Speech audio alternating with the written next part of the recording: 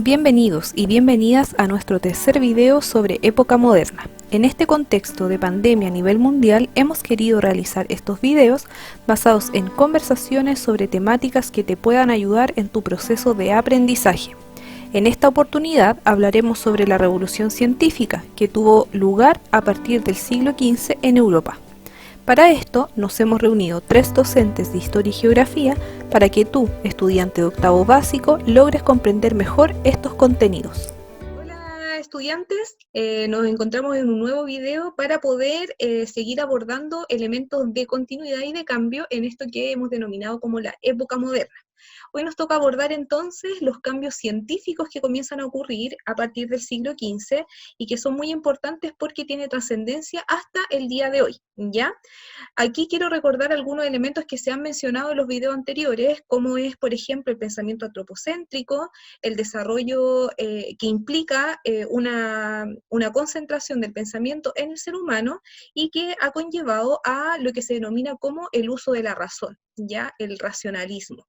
¿Qué significa esto? Básicamente es que se basa básicamente en que el ser humano comienza a observar y a experimentar, algo que durante la época medieval no se había desarrollado, ya que sabíamos que, o sabemos mejor dicho, que en esa época había un control muy fuerte por parte de la Iglesia en términos de la forma en cómo pensaban y se relacionaban las personas.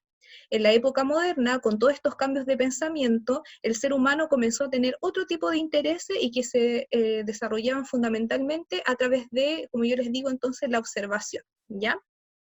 En esta época comienzan también a ocurrir un montón de adelantos, ya por ejemplo en el siglo XIV se comienza a usar la pólvora para poder, donde se crean incluso cañones, por ejemplo en el siglo XV aparecen los relojes en la ciudad, estos típicos construcciones y edificios grandes, donde en la parte superior tenían un reloj.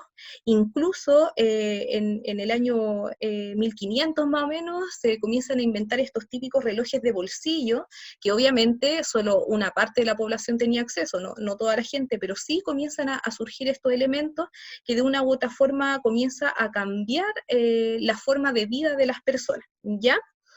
Eh, Ahora, dentro de estos cambios científicos importantes, es importante que hablemos de algunos autores de estos descubrimientos científicos, y voy a mencionar solo algunos como para poder ser un poco más ejemplificadora en estas transformaciones. El primero que voy a hablar es uno que incluso en el primer video, la primera clase, el profesor Diego mencionó, que tiene que ver con la invención de la imprenta, ¿ya? Esto fue en el año 1450 y fue por un alemán que se llama Juan Gutenberg. Ya no sé si está bien dicho el apellido, pero es él quien crea esta imprenta, y que es fundamental para poder transmitir los saberes que se estaban desarrollando en ese momento y de una forma mucho más rápida. Tenemos otro científico que no es muy conocido, pero que es importante a raíz de lo que está pasando hoy día, que es Paracelso, que es un médico suizo, y él planteaba de que las enfermedades que nosotros teníamos, los seres humanos, podían ser provocadas por agentes externos, y que gracias a ciertas sustancias químicas esto se podía mejorar. Y eso es súper importante, incluso al día de hoy, por ejemplo, que estamos en medio de esta pandemia, que es el coronavirus, y están los científicos y las científicas como locos buscando una cura a esta enfermedad. Entonces como esta idea se la podemos agradecer, ¿cierto?, a este médico. Tenemos a otro, por ejemplo, que es Paolo Toscanelli, ¿ya? Que él habla de un elemento muy importante que tiene que ver con la Tierra, ¿ya? Y habla de la esfericidad de la Tierra, y que es clave para poder entender después, por ejemplo, el desarrollo de los descubrimientos, entre comillas descubrimientos, que se comienzan a desarrollar, ¿ya? A la par, tenemos los estudios de grandes científicos como fue, por ejemplo, Nicolás Copérnico, que habla del sistema heliocéntrico. Pensemos que durante el tiempo anterior había una teoría que era la geocéntrica. Esta hablaba de que la Tierra era el centro del ser humano, ¿ya? En cambio, con el descubrimiento clave que hace Copérnico, se entiende de que es el Sol el centro del universo, ¿ya? Hasta ese momento universo conocido, y son los planetas los que giran alrededor del Sol. Y gracias a este descubrimiento que es clave en Copérnico, surgen otros investigadores como es, por ejemplo, Kepler, que él entiende de que primero que todo confirma la teoría de Copérnico y además dice que los planetas tienen un movimiento elíptico. ¿Qué significa esto? Que los planetas van girando no de forma circular, sino que más bien como achatados, digamos, el círculo y giran de esa forma. Y bueno, también tenemos obviamente ahí a Galileo Galilei, que confirma este sistema que propuso Copérnico y donde él genera instrumentos para poder mejorar las técnicas de observación, como por ejemplo el telescopio, ¿ya? Que es clave para poder entender lo que estaba fuera de la Tierra. Y por último, quisiera señalar a Isaac Newton, que así como lo vimos en el Renacimiento, Leonardo da Vinci era digamos, desarrolló un montón de elementos que tienen que ver con el ámbito científico y también artístico. Newton también tiene un desarrollo de saberes muy, muy relevantes, donde aquí todos sabemos que la teoría, ¿cierto?, de la ley de la gravedad es uno de sus aportes más importantes a la humanidad, ¿ya? Esa foto, o sea, esa típica imagen de Newton, ¿cierto?, pensando bajo un árbol y que le cae una manzana y dice, oh, existe gravedad, ¿ya? Entonces, más allá de cada uno de estos aportes que realizaron estos científicos, es muy importante entender que entonces, gracias a los cambios de pensamiento que ocurrieron durante esta época moderna, comienza a haber un desarrollo de pensamiento racional que se basaba fundamentalmente entonces en la observación y en la experimentación, ¿ya? Y además, como el ser humano centraba sus estudios en sí mismo, quería y tenía la curiosidad de tratar de comprender, oye, cómo funciona el cuerpo, cómo funciona la anatomía, cómo funciona lo que está fuera de la Tierra, cómo funciona lo que no podemos observar. Y esa curiosidad es súper importante para poder entender cómo se fueron desarrollando cada uno de estos elementos. Así que eso, bien sintético, le voy a dar la palabra a mis colegas para que podamos establecer un diálogo y una conversación y así profundizar en algunos elementos. Ya, mira, a mí me llama mucho la atención el aspecto filosófico del tema que estás tratando tú, que corresponde a estos avances científicos del siglo XVI y XVII. Puntualmente, cuando hablo de estos avances del siglo XVI y XVII desde un punto de vista filosófico, hablo de los aportes de Francis Bacon y de René Descartes, puntualmente.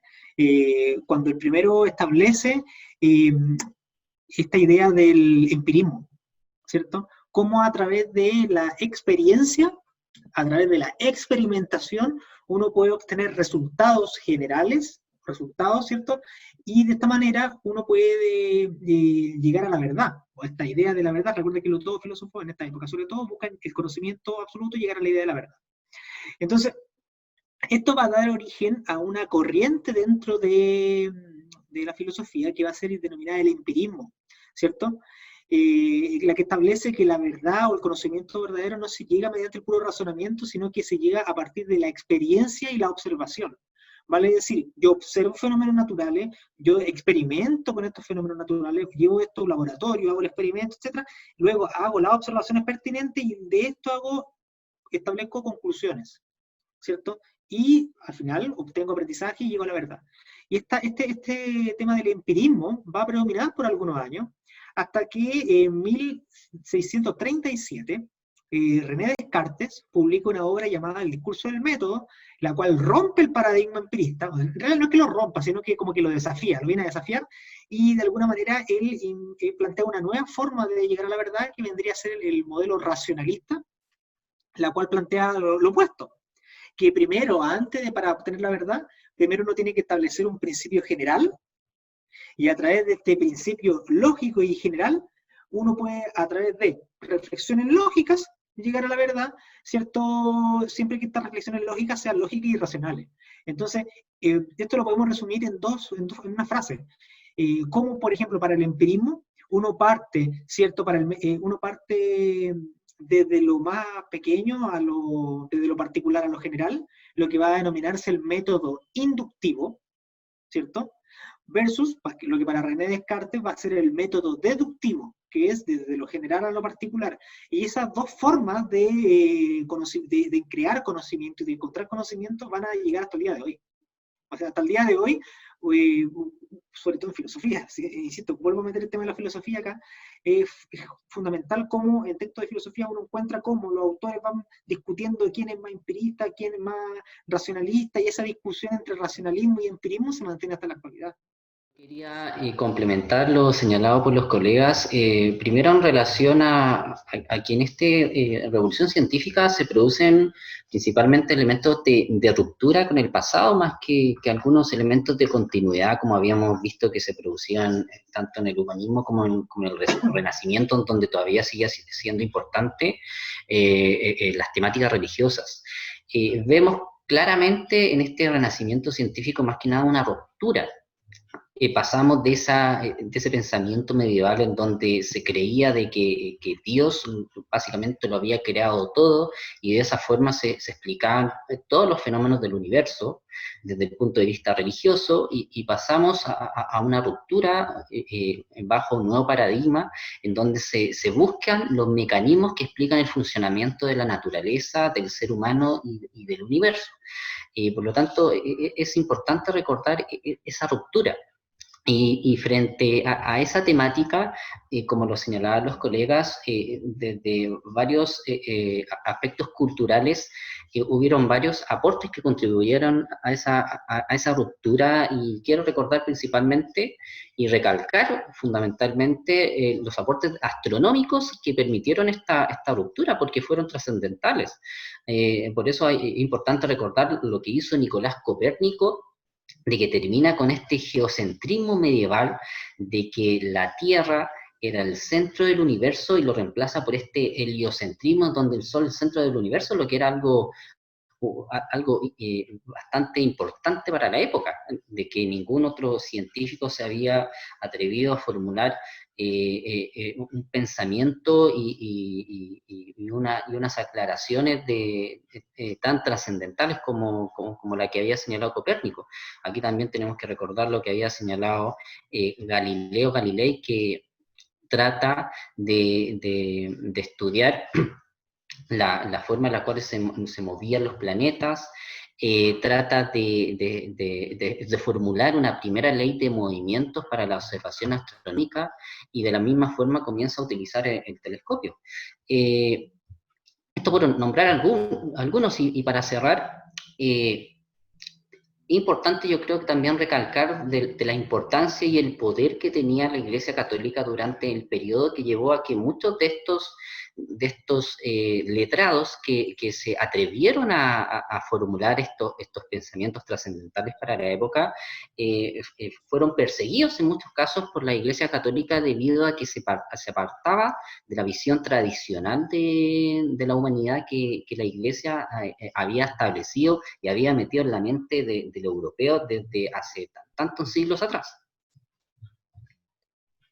Sí, bueno, eso último que dice el profesor Diego, creo que algo súper importante y que a mí se me fue, que tiene que ver con cómo se restablece la Inquisición en el fondo, como la persecución por parte de la Iglesia contra todos estos cambios científicos y descubrimientos científicos que se estaban haciendo, porque atentaban contra un principio, como decía el profesor Diego, que venía hace siglos. Y bueno, como para cerrar mi intervención, quisiera quisiera señalar que este tema de la revolución científica y la preponderancia de este pensamiento basado en la experimentación y la observación, que luego que se va a ordenar en esto que es el método científico, hasta el día de hoy tiene notables consecuencias cuando, por ejemplo, te dicen, bueno, pero eso así muéstremelo científicamente. Entonces, eso es un elemento muy importante. Y lo otro que este desarrollo científico ha tenido gran auge o como gran preponderancia por sobre otros saberes. Siempre se ha pensado o se dice muy livianamente bueno, que las ciencias exactas o las ciencias duras como la matemática, la ciencia, la física, la biología son como más difíciles, ¿ya? En cambio la humanidad es no, entonces se genera ahí como una especie de debate bien relacionado con estos elementos, ¿ya? Entonces, eso es importante recalcar porque tiene su génesis en este periodo de la historia que nosotros estamos estudiando. Bueno, por mi parte, ya para ir cerrando también y despidiéndome, a mí me llama poderosamente la atención dos cosas puntuales. Primero, que varios de estos científicos de la época eran científicos que se dedicaban a la observación espacial. Entonces llama la atención que varios sean astrónomos, y al postular sus teorías, como por ejemplo Nicolás Copérnico con su teoría heliocéntrica, revolucionó lo que es la ciencia y lo que es la astronomía, o lo que era la astronomía hasta la época. Puesto que, como lo mencionaban los colegas, al postular su teoría de que la Tierra gira en torno al Sol y no que el Sol gira en torno a la Tierra, esta afirmación dio un golpe definitivo a la teoría geocéntrica que postulaba que la Tierra era el centro del universo. Y esto es importante, no es menor esa idea de que la Tierra sea el centro del universo, porque la Tierra es la creación. Entonces, visto desde una lógica cristiana, la creación de Dios, la creación que aparece en la Biblia, ¿cierto?, en el Génesis, etc., que eso sea el centro del universo y que eso sea cuestionado, va a dar lugar a que empiecen a ser perseguidos, puesto que sus descubrimientos científicos rompen o de alguna manera atentan contra lo que se conoce como dogma religioso, el conjunto de creencias que la religión lo consideraba que en ese momento eran verdad absoluta. Entonces, esto va a llevar a que muchos científicos de la época, por ejemplo, Copérnico, o en el caso de Galileo Galilei, se han obligado a retractarse de sus descubrimientos científicos, so pena de que si no lo hacen van a ser ejecutados. Entonces eso de alguna manera me permite evidenciar cómo ya desde este minuto empieza a haber una fractura entre lo que es el conocimiento científico y las concepciones religiosas, y que ha sido una discusión que ha durado siglos. Hasta el día de hoy, ¿cierto?, cuando hay descubrimiento científico, automáticamente, por ejemplo, el tema del bosón de Higgs, me acuerdo, para ser súper contextual, la partícula de Dios, que se descubrió o se postuló matemáticamente hace como 60 años atrás y se descubrió científicamente hace como 5 años atrás. Esto automáticamente llevó a que se le denominara partícula de Dios, partícula creadora, ¿cierto?, porque explicaba matemáticamente casi toda la creación. Y la Iglesia, ¿qué es lo que decía? Bueno,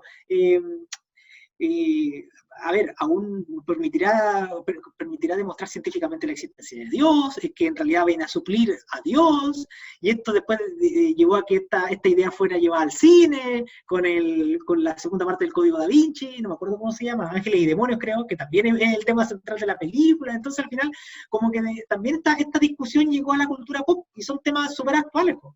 Entonces, esta idea de la discusión entre religión y ciencia a lo que quiero llegar, no es algo que sea de hace 300, 400, 500 años atrás, es algo súper contextual y que sigue de alguna manera influyendo todo lo que ocurre en el día a día. Eso como reflexión final. Por mi parte, chiquillos, me despido. Espero que les haya quedado claro este video de descubrimientos científicos y avances científicos durante la época moderna, y espero verlo en un próximo video. Por mi parte también me despido, estudiantes. Espero que hayan logrado comprender de mejor manera este tema de los descubrimientos científicos en la modernidad. Nos vemos en un próximo video. También me despido, estudiantes. Espero que los temas que tratamos el día de hoy les hayan quedado claros y nos vemos prontamente.